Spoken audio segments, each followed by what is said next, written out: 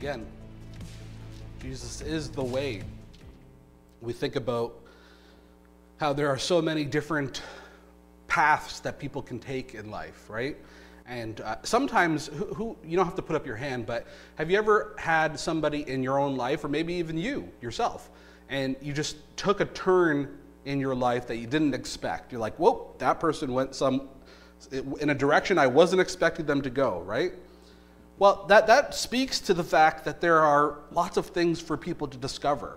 You know, I think some of you can relate to having a bit of a sheltered childhood. I know certainly I, had a bit of a sheltered childhood, and I didn't really understand what was out there in the world and all the different ways of life. I sort of thought that, there was only Christianity and that there was only our kind of Christianity that I was raised in, right? And everything else sort of was blurry. You knew about it, but you didn't really understand it.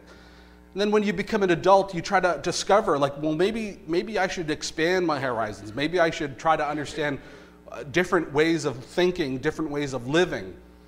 And certainly I, had my own experiences of trying to discover, what is the right way to live and what is the best way to live. But it always comes back down to this, and this has always stuck with me, and it's to this day I still affirm and am happy to advocate for what Jesus is saying here, which he said, I am the way and the truth and the life, and no one comes to the Father except through me.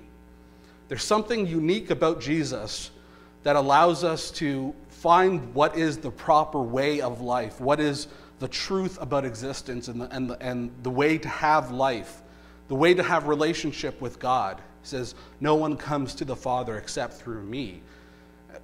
Does that mean that nobody has a connection to God outside of Jesus? That the people in the Old Testament didn't have a connection to God? That even people in other religions have no connection to God?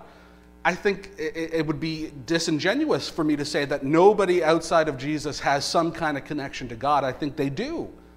But there is something lacking. Right? There is the true path that is found only in Jesus that gives us the direct relationship with God that we're referencing here. Indeed, some people think that this is talking about going to heaven when you die, that Jesus is the way to heaven, that when you die you're going to be able to leave your body and your soul will go to heaven for eternity. That's a nice thought, but that's not really what Jesus is talking about here. Even if you read it, you'll begin to think, because he said, and we looked at this last week, that there are many, in my Father's house are many rooms, or as the King James puts it, there are many mansions. And people, of course, imagine heaven. They imagine this idea of a place that we're going to go to so that we can, dwell in these amazing mansions and have this amazing life. And to be clear, the Bible does teach about an age to come, the afterlife and the resurrection of the dead and the future hope. So there is something to that, but that's kind of not really what Jesus is getting at here. This is not really a reference to going to heaven. This is a reference to Jesus being the way to achieve heaven on earth. The way to have a connection with God now that was not available before, and to this day is not available except through Jesus. There's something unique about Jesus that allows us to get to the heart of God, what God is really like, right? To understand that God is a God of love, not of hate, right? God is a God of compassion, not of harsh judgment. We can understand and have relationship with God because we're going to him through the revelation that Jesus has given us of God. And that's what it really means for Jesus to be the way, the truth, and the life, is to really grasp and to have access to God like never before. And it's really something even hard to describe. You have to experience it, right?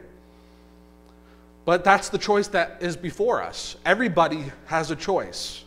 We can take the way that leads to life, or we can take the way that leads to death, as the Didache says. This must have been an early Christian saying, because it got recorded here in this early Christian book called the Didache. And they say there are two ways. They acknowledge that there's one way that leads to life and one way that leads to death. So everything that we do will eventually lead to life or to death. There's no other options. That's all. Each choice that we make every single day is either contributing to one or the other. You know, we don't really stop to think about that, but it's true, right? If we want to preserve life, this is why we teach our little boys not to run out in front and to go run into the streets, or when we're in a parking lot, we have to look for cars. Because why? Because if you get hit by a car, sad to say, you might die. So your choices can either lead to the preservation of your life or to death. That's on a very literal level, right? And something we, I guess, unconsciously do every single day. None of us are, anybody here thrill seekers? Anybody here going out trying to, the point is we generally try to avoid those decisions which lead to harm, to death. But that, again, that's on a more literal, physical life and death level. What about in our hearts? What about spiritually? What about inside our emotional life, our relationships? The choices that we make can lead to life or to death, right? If we give up on one another, right? As relationships can be difficult sometimes, right? You can get caught up in life and you can have fights and you can have, conflict in your relationships, right? If you give up on one another and you just let things fester and grow in that way, well, that might lead to the death of your relationships. Have you ever thought about that?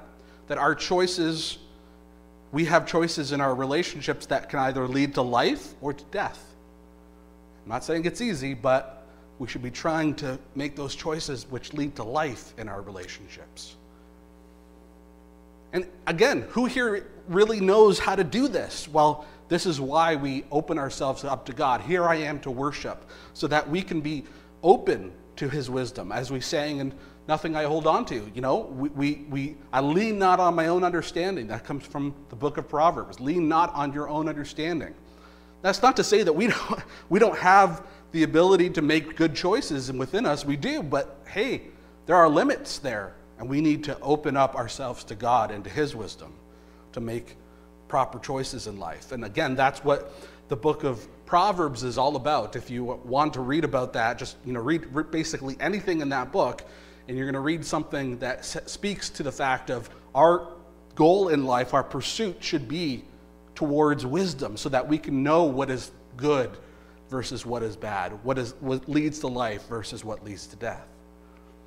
This is real life, right? Like, we're not talking about just theological matters. We're talking about every day we have choices to make. And I don't like dwelling on the wrong way, but that's what we're going to look at today, because sometimes you have to sort of look at the wrong way so that you can then get going on the right way. And I know I've told this story before. I'll embarrass myself once again. I was a new driver, and I had agreed to bring somebody to the airport. First time I ever drove to the airport by myself. Dropped the guy off and went back on the QEW to get back home here. And guess what? I started to see the CN Tower on the QEW. Who knows, when you start to see the CN Tower, you're going the wrong way. If your objective is to get back home to Niagara and you start seeing the CN Tower, you're going the wrong way. What do you have to do? You have to turn around and get back going the other way. I've never made that mistake again, because that was a vivid illustration and a vivid lesson for me to realize sometimes you're going in the exact wrong way. And so we're going to look at one particular wrong way today. There's lots of different wrong ways, sad to say. And some of this comes from a book I've been reading. Who here has heard of the Message Bible? It's a paraphrase of the Bible. It was written by Eugene Peterson. I guess he's written other books as well, because this book that I've been reading called The Way of Jesus. And in it, he talks about other ways that people take, the wrong way, right? And I'm just going to I've picked one of them to discuss today, and that is the way of King Herod. And I think this is interesting because What was Jesus called, and what did, when he was crucified, what did they put above him and on that sign? Do you remember? This is Jesus of Nazareth, the King of the Jews, right? The King of Judea. Well, there was a king at the time, and we're talking about when Jesus was a little baby, and before that, there was a man named Herod. And if you've ever done any reading about Herod, I encourage you to go beyond what I'm going to share with you now, because it's very, very interesting. Just backing up a little bit. After the people of Judea came back from Babylon, they had their own nation. They were able to begin to restore the nation of Judea. So they rebuilt the temple, and they began to have their own government again. But the Persians were still in control. The Persians were the ones who allowed them to come back. Persians were still in control. And eventually the Greeks came, and specifically the Seleucid Empire that was under the reign of Alexander the Great. And after he died, he gave his kingdom to 4 different generals, and one of the generals' name was Antiochus, and he was in control of the Seleucid Empire, which included that area of the world where Israel is. And he demanded that the people give up their way of life, that they give up on God, they get rid of all this Torah stuff, stop keeping the Sabbath, stop keeping, kosher, stop doing things the way your Bible says to do things, and do things the Greek way instead. And if you don't, well, we'll kill you. So guess what a lot of people did? A lot of people gave up on God. A lot of people gave up on the way that's found in Scripture, and instead became more like Greek people. Well, some of them didn't want to do that, and one man was named Matthew. In fact, that's why the name Matthew became so popular by the time of Jesus. It's because there was a man in this time, this is about 200 years before Jesus, a man named Matthew was an old priest, and he said, everyone who wants to follow God and his way, follow me, right? He says the words, follow me, right? And that would resonate with the disciples later when Jesus came to them and said, follow me. They kind of knew what he was talking about. There's a path that leads to life, that leads to God, that is not a path of compromise, not a path of giving up on what you believe in, just because people are persecuting you. And hey, I don't know exactly what I would do. I don't think any of us really knows what we would do in that situation where somebody was threatening your life in order to give up your faith. I would hope we would all hold on to our faith, right? But that's a tough decision to make. And so Matthew and his sons, we should put something on the website. Don't call between 11 and 12 on Sunday mornings. Matthew and his sons revolted against the Greek Seleucid Empire, and they regained control of the land of Israel. And this is what is the holiday of Hanukkah is all about. The point of bringing it up here is finally the people of Judea had control over their own land, over their own nation. That is until about 63 BC when Pompey the Great the Romans came in and conquered Judea, and they split the kingdom into different territories, Galilee, Samaria, and Judea. And this is the sort of way that the geopolitical situation of the first century was when we read the Gospels. The Romans were in control of the land of Israel. And who did they put in charge of Judea? The Roman Senate appointed a man named Herod as king of Judea.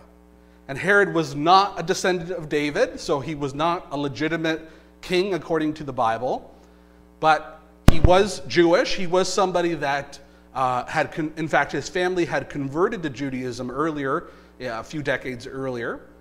And he started a new dynasty, which is called the Herodian dynasty, because he died about 4 BC, just around the same time Jesus was born. And he passed on his kingdom to his children. But the thing is about Herod, he was not a righteous man. He may have been Jewish, a convert to Judaism, and he may have kept some of the Torah, but he was not a righteous man. He was a highly paranoid man, actually, and he took out his paranoia on anyone and everyone he deemed a threat. So we're going to get into this a little bit more. I want to share a little bit more about Herod. And I want to put it this way. He was all about building a kingdom that won't last. Right? Herod built a kingdom that won't last. And this is going to be relevant for us because each of us has a choice to build a kingdom that either won't last, like Herod, or we can be like Jesus and build a kingdom that will last. So again, Herod was born into a family that had political power. In fact, the reason why the Roman Senate gave him the position of king over Judea is because his father was a friend with Julius Caesar. I thought that was so interesting, that the people in Judea had connections to the very top of the top in the Roman Empire. And that's why Herod was given the rule over Judea. He was not a good ruler. He was a tyrannical ruler. He often suppressed any kind of opposition or protest. You know, we really take for granted that we live in a society that allows for protests, allows for opposition, dissenting voices. This is what it means to be part of a free country, a free society, is you get to have people with different opinions and nobody kills each other over it. Nobody, suppresses the other. At least that's not the way it's supposed to be, right? But Herod often would suppress any kind of threat to his power or threat to his position. In fact, he would often assassinate anybody that he deemed a threat to his power. Read in the gospel story about how he heard about the birth of a newborn potential Messiah, Jesus, right? And so what did he do? He had all of the newborns 2 years and younger killed in Bethlehem, right? We don't have a lot of historical references to this, but it's there in the Gospels, or the Gospel of Matthew at least. And we can imagine that at the very least, it was something that was within the character of this tyrannical, paranoid man, Herod, who would do something like that, right? And he would often have his own family members killed. He had many wives, and he would often have his wives killed. And he would kill his sons. He would kill his relatives. There's an interesting quote. I don't have it on the screen, but listen to this. Caesar Augustus said this about Herod: "I would rather be Herod's pig than his son." Does anybody get that? If Herod was a convert to Judaism, that meant he didn't eat pig. He didn't eat pork. And so all the pigs in his kingdom were fine, but his very own son or his very own family members, they were in danger of being assassinated, because they often were, right? So Herod is this terrible person. In fact, he knew he actually contracted this disease. People don't even know what it was. It was this terrible disease, and he actually tried to kill himself over it because he was in such pain. And he knew that the people would celebrate his death. They would be happy that he was going to die. And so he made an instruction to have prominent Jewish leaders be brought to a certain city and to all be killed after he had died. So after Herod had died, he wanted a bunch of prominent Jewish leaders to be killed as well, so that at least there would be mourning in the nation after his death.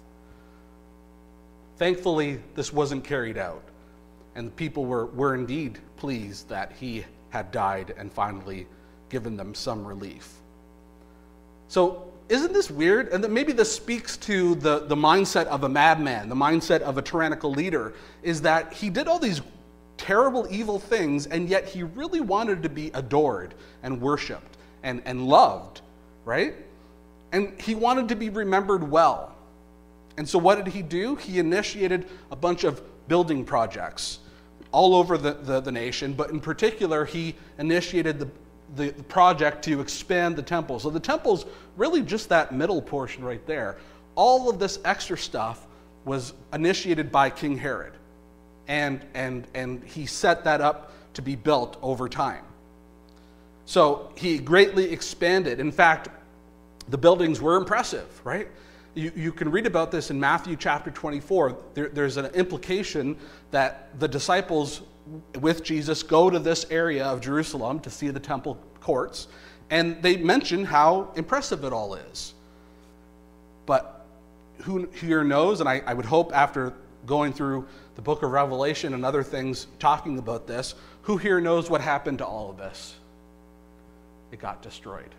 In fact, this is so, I don't know if it's irony or what, but the project to expand the temple and to build all this was finally completed in the early 60s of the first century. When was it all destroyed? 70, just a few years later. All that time and effort to build up all of this stuff just to be destroyed a few years later by the Romans. And so what does all of this get you? What does building up and having a position of power and having wealth and having impressive projects and impressive things to point at, what does that get you if in the end it all just goes away? Does this remind you of, I hope reminds you of something what Jesus said? He said, do not store up for yourselves treasures on earth, right? Do not store up for yourselves treasures on earth where moth and rust destroy, or where Romans destroy, or where thieves can break in and steal, right? He's talking about the things that don't last. The things in life that, sure, there are momentary pleasures. There's positive things to power and to wealth and to, having things to be impressed by or to be proud of. Hey, there's momentary pleasure in that, and positive emotions go along with that. But what does it get you in the long run? You die, and your projects cease, and your wealth is gone eventually, right? And that's what happened to King Herod. His legacy is that he was a paranoid puppet king. He was nothing more than a puppet king of the Romans. They put him into power, and he basically did the will of the Romans over his own people, over the Jewish people. And so, yeah, he initiated all of these projects, and it was wonderful, and it sure looked impressive, but it was all destroyed not long after it was completed. So Herod had it all, and what did it get him? And you can think about the people today who have it all. Some of us have relatives, or certainly we can see people in celebrities and in the media, people who have all of this abundant wealth, all of this influence, all kinds of empires, not just political empires, but empires of celebrity again, however you want to look at it. They have all this stuff, and some of us will think, oh boy, it would be nice to have a lot of money. It would be nice to have a lot of fame. But what does that really get you in the end? Right? Jesus said, what does it benefit a person to gain the whole world and forfeit his soul? To forfeit his own life? To have it all, but then you are done. That's it. There's no future for you. There's nothing, no legacy to hold on to, nothing that will continue past your own demise. And so we need to be not people who choose the way of King Herod. And again, like I mentioned a few minutes ago, this is just one wrong path. There are other wrong paths that we could discover. Like, what about the wrong path of the Pharisees, right? What about the wrong path of the chief priests in the Bible, in the Gospels, who had religious power, religious influence, but what did that get them?